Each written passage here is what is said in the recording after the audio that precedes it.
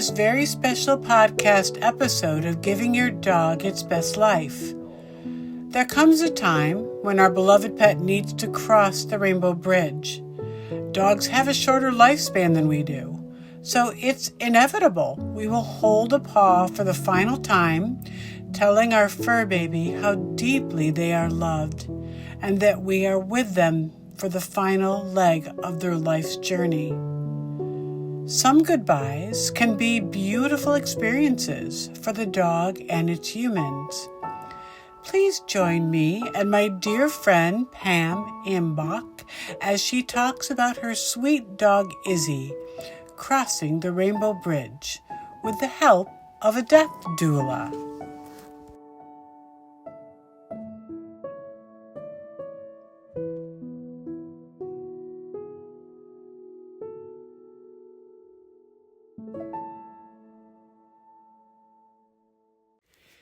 I'm sitting here with Pam Imbach, a lady I'm lucky enough to call my neighbor and my friend. Pam and her husband Greg are all about family, and that includes dogs. Right now, they have the sweetest girl, Sophie, a 15-and-a-half-year-old golden Aussie mix. But up to a few months ago, they also had a fur baby named Izzy, who was a Greyhound, Pitty, Rottie, and a whole bunch of other breeds mix. I'd like to share Izzy's story with you. As I said in a previous podcast, not all dogs start on an even playing field with all the love, nutrition, and training they need. Some dogs don't even make it to that proverbial playing field. So much is lacking from their first few weeks or months of life. Pam, thank you for sharing Izzy's story. It's so difficult losing a beloved animal, but I really believe her story, especially how she crossed the rainbow bridge, could be helpful to other dog families. So hi, and thank you. So let's start at the beginning. How did you find Izzy? Oh, it's kind of a good story. I was at the farmer's market, and the Humane Society had their van there. Now they don't let dogs anymore into the farmer's market. But Right. And she was just there and looking so cute. She was about 3 months old, so she wasn't a new puppy. And my friend Patty and I were there, and we just went gaga over the puppy. And we had just lost our Rottie. So I didn't think I wanted another dog, but she was charming. So we took her. We had to go back to the shelter to adopt her, which we did joyfully. She was wonderful. And that's how we found her. And she became a member of our family that day. Wonderful. So she kind of spoke to you. She did. And she said, "Take me home." "That's right. You need to be my mommy." Yeah. Okay. How about a little bit about her early puppyhood? Like, did she adjust easily to being here and to being with Sophie? You had Sophie at the time. Mm-hmm. She had a really hard start. So we found out when we adopted her that she was found in a cardboard box on the side of Silverado Trail with her two sisters. She was abused. She had scars on her muzzle and on her head that she was hit with something heavy and sharp because it left a scar. She was scared and she was hurt, and she also had an incredibly bad case of Demodex mites, which the shelter had treated, but it didn't. I mean, it was a big, long procedure. It took months with the medication. She was very shy. The pictures I have of her are in her crate, just looking out. Took her a long time, but it took a couple weeks for her to kind of relax enough. But with Sophie, she bonded right away. They were best sisters. Yeah.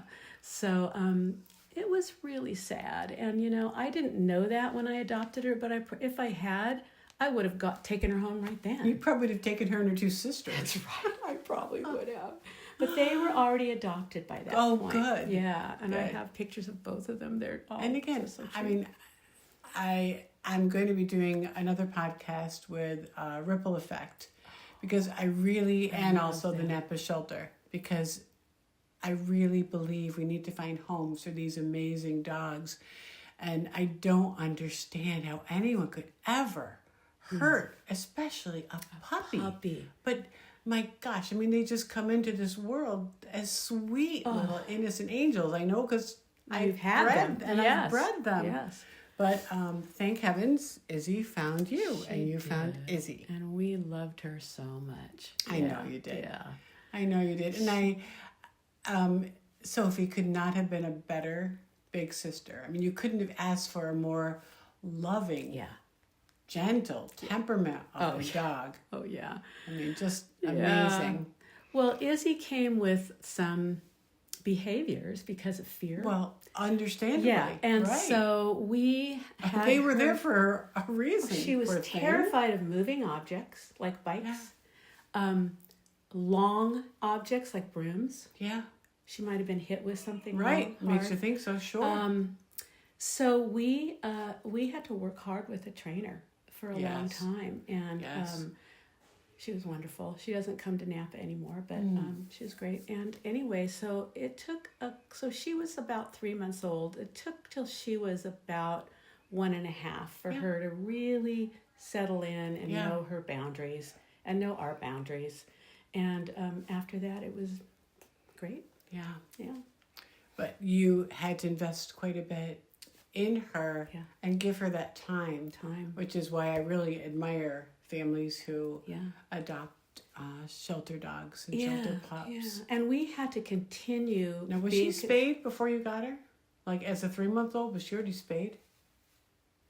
I can't remember. I don't think so. Okay. I think we did it. Although she was at the Humane Society. Right. They normally will spay I immediately, think so. which is tricky. Yeah. But it is what they do. Exactly. So what are some activities that Izzy loved to do once she kind of adjusted to life with you? She was still scared of a lot of things. So she didn't like to go on walks until we overcame the bikes problem because she would bolt. And she was a very strong girl. She was a big, strong girl. Yeah, she was. Yeah, beautiful dog. Yeah.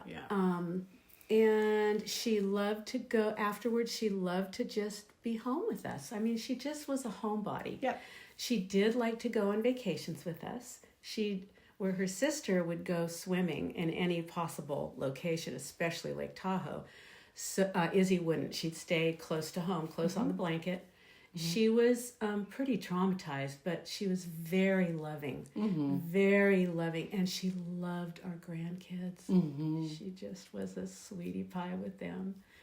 Yeah, so she loved to eat. She loved to have treats. You know, she was a homebody. Right, but really what made her happy was, I think, being in the security of her home. Yes. And I understand that because of Kimmy, one of my Goldens who has no issues whatsoever. I mean, she came from a breeder and so on, but her preference is to be where she knows things are. Absolutely. That's, absolutely. So every dog is a little different. Yeah. I remember as he started getting older, that moving became difficult for her, and you went to the vet numerous times trying to ease any discomfort she had.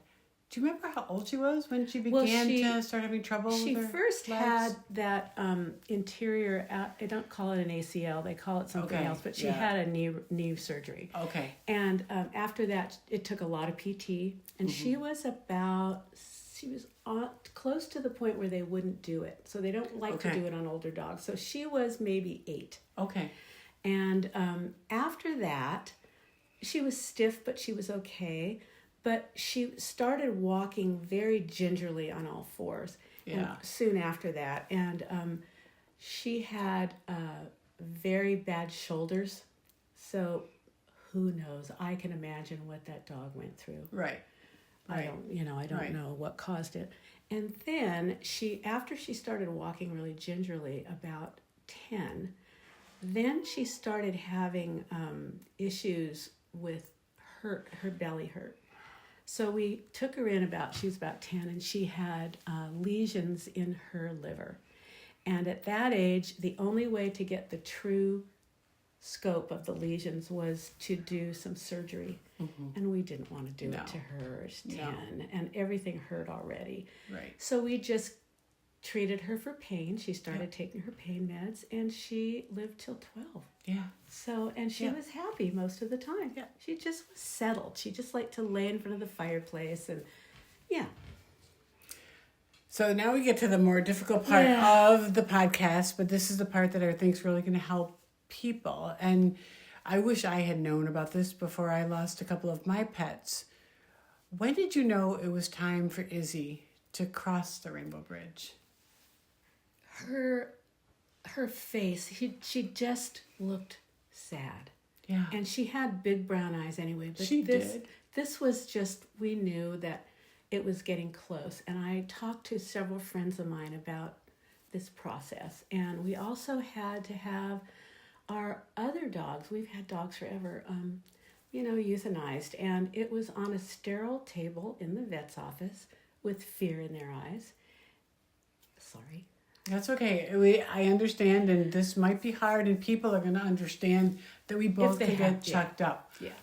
But that was my experience. Was that my first dog, who was my heart dog, it was on a sterile table, and it was a vet who was very cold and who I had bothered him because it was after hours. It was at night. Very similar experience. He was very unhappy with me that I did that. But my dog was in true crisis to where he was in severe trauma and pain, and that couldn't wait. But yes, it was a horrible experience. Yeah. So I understand. With his sister Sadie, I went to a different vet, and it was still in the vet's office. So it was better because they were kind and loving. And they told me something which I didn't know, which was that if I had another dog, which was Jazz, bring her in to watch and to be there. And it was the wildest thing when she sniffed after Sadie had passed. She was like, okay. And she got it. Whereas we didn't know that with Micah, Sadie's brother. And Sadie looked and looked and looked around the house and mourned. And both of them, unfortunately, had abdominal lymphoma and died at 6. But basically, once Micah died, Sadie lost all will to live. That was it. She just mourned deeply for her brother. So I'm so happy to know that there's a better way to help them. And yes, of course, we were there and we held their paw. And we were talking to them and telling them how deeply they were loved. And folks, we understand how difficult it is, and it's difficult to be there with your dog at the end. But it's so important for your dog. They get so scared and so afraid if you're gone, and they are experiencing this end of life with just a vet. So please hold that paw and look them in the eyes and stay with them in whatever setting you are. But Pam, go ahead and talk to them. Yes, absolutely. Even if they need to hear your voice. They need to hear your voice and smell you. Yes. So, the vet we took our Roddy to was a little better, but not much. But she did tell me the same thing, to bring our other dog Baxter to the appointment, and he did the exact same thing. She was on a rug, and he went up to her, gave her one sniff, and that was it. So it's a matter of life to them. It's just the way it is. Yep. That's what they would do in the wild. Yeah, they accept it. Yeah, they accept it. And as opposed to Sophie, when that happened to her, she mourned. And with Izzy, she mourned for 2 weeks. And she was in the house with But her. I think that's just Sophie. Yeah. Because Sophie is such a deep feeling dog. She is. But can you imagine how much worse it would have been if she hadn't seen that happen? Yeah. Well, anyway, so my friends who had basically a death doula, a veterinarian who comes to your home, and Kathy would say it was the most amazing experience, and so I trust her so much. She's a golden owner, and she loves Sophie so much, and she knew Izzy, but not for as long. And so this wonderful doctor, do you want names?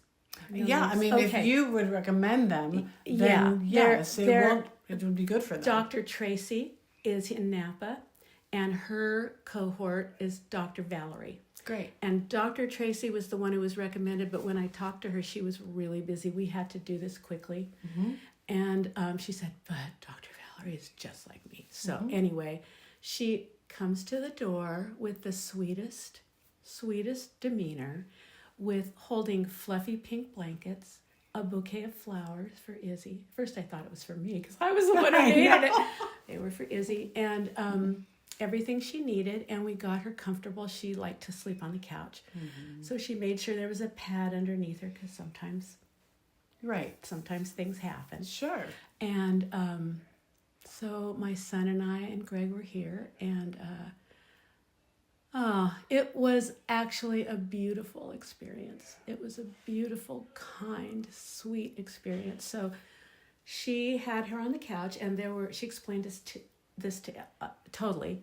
And first they give her basically a Valium, so she's not worried. They did not do that before at the other experience I had. No, I did not have that either. No, the first shot just put them to sleep. Not euthanasia, but just put them out. So first she gave her the Valium, and she positioned the fluffy pink blanket so that we didn't see a thing. We didn't see a needle going in. We didn't see a tourniquet. Yeah. And she talked to us and her the whole time. She wanted to know all about her whole life. And as Izzy relaxed, we got in closer and just talked to her. And she let us be with her, petting her and giving her a snack, because she loved her snacks, about 10 minutes. Yeah. And she said, I think she's ready to have a rest. I'm going to give her the medication that will put her to sleep. It won't do anything but put her out. She won't feel or know a thing.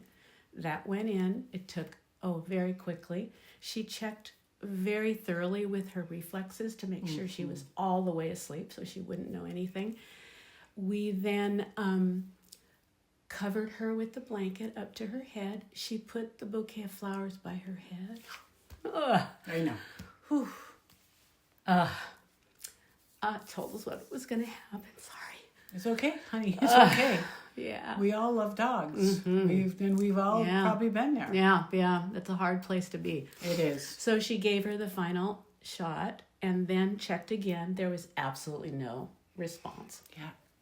So my son, who grew up with her, he's a big grown, he is a 30-year-old. Yeah.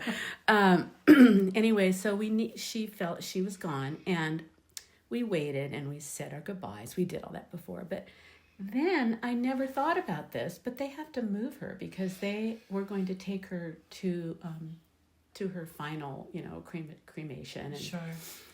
And she didn't want us to see what it looked like when her head just fell down. So she had Andrew come behind her and then hold her head up with the flowers, wrapped her in the blanket. Wow.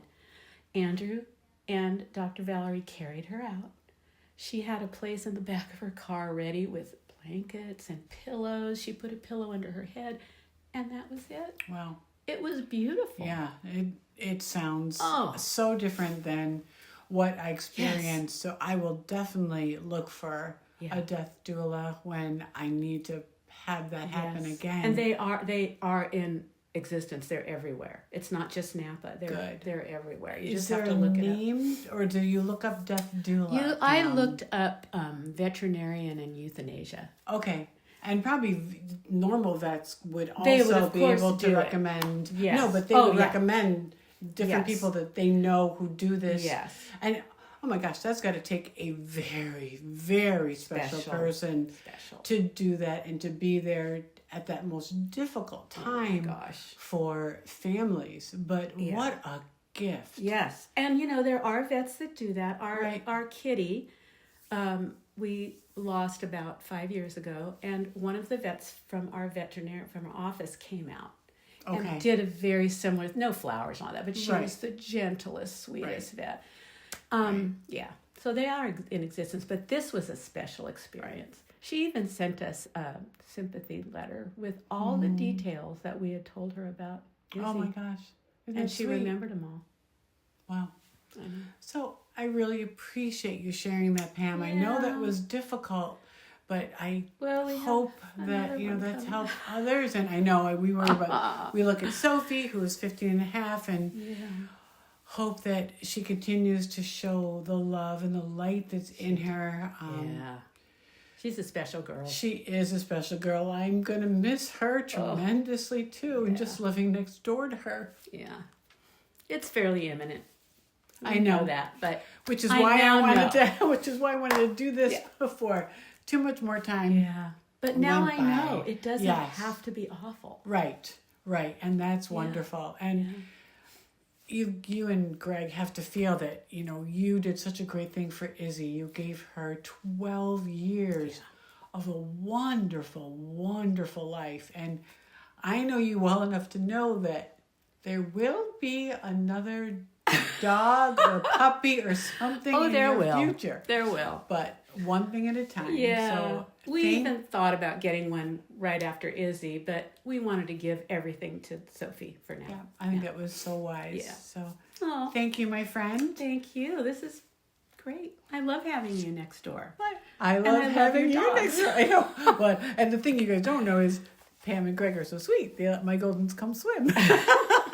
They love it. Anyway, thank you, and we'll say goodbye for now. Bye. Thanks so much for listening to this episode of Giving Your Dog Its Best Life. If you enjoyed this podcast, please like and subscribe down below. I welcome your comments here or at Janine@edupups.com. Together, we can speak, live, and love dog as we give your dog its best life.